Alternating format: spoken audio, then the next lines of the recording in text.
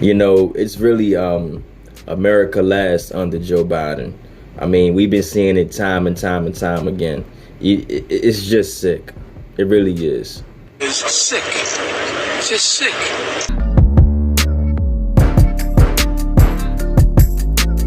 So yeah, most of y'all know Joe Biden made a surprise trip to Ukraine, supposedly war-torn capital Kiev. He visited yesterday, made some remarks. U.S. will support him and Ukraine. U.S. will support Zelensky and Ukraine. We're going to give him another 500 million on top of the other billions we already gave him. That's another 500 million on top of the total we gave him. More weapons, more ammunition, HIMARS, high mobility artillery rocket systems, whatever they're called. You know what I'm saying? I won't be surprised next month we're giving them planes, because he said we won't give them tanks, but we turned around and gave them tanks. He said no planes. Well, who knows? Next month we could be giving them planes too. But you know what? We got real problems here in America, though. That's what I thought. That's what y'all thought. We all know the devastation in East Palestine, Ohio. We haven't heard Joe Biden make a peep about going to visit East Palestine, but he making surprise pop-ups to Ukraine for Vladimir Zelensky.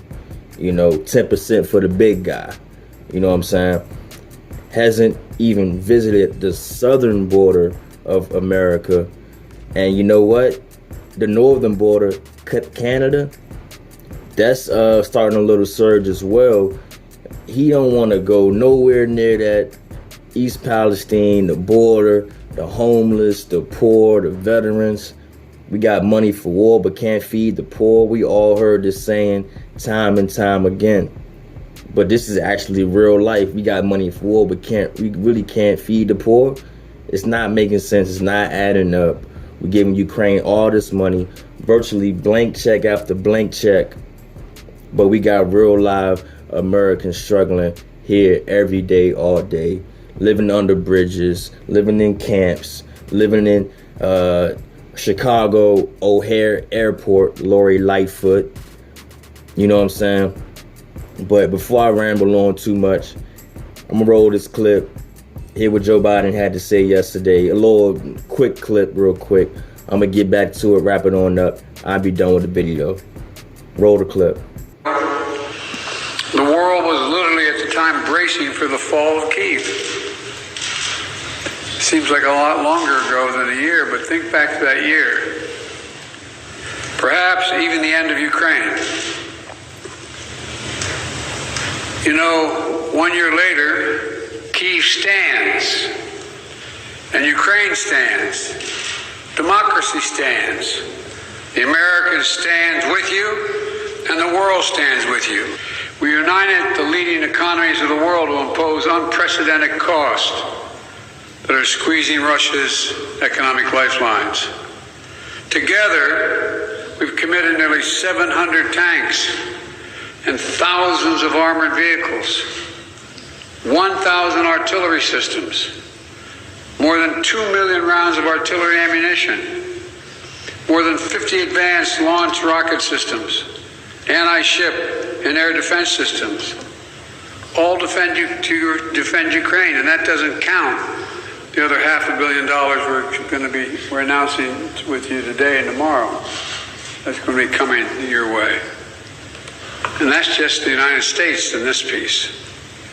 And just today, that announcement includes artillery ammunition for HIMARS and howitzers, more javelins, anti-armor systems, air surveillance radars to help protect Ukrainian people from aerial bombardments. Yeah, so this joker really out here, saying America got your back, Ukraine. But I don't know, more and more Americans are not really pleased with how we're handling the funding of this war. You got the military industrial complex making money hand over fist, giving it back to the politicians as a kickback. A little bit of money laundering going on, in my opinion. This is really deeper than rap right here. Like, we got NATO inching closer and closer to Russia. Russia not going to go for that. You don't keep poking the bear thinking the bear not going to turn around and attack. How would you like it if Russia, you know what, I'm going to have a military base in Mexico and, Venezuela or wherever around us that leaves us vulnerable, that's kind of approaching on our sovereignty as a country. So that's why, in my opinion, Russia is doing what they're doing, because NATO tripping. They trying to move closer and closer. And Joe Biden, who blew up the Nord Stream pipelines? We all know the answer to that. You said it yourself that the pipelines will be deleted if Putin makes a move in Ukraine. Next thing you know, the pipelines are, or the Nord Stream 2 pipeline specifically, is no longer here.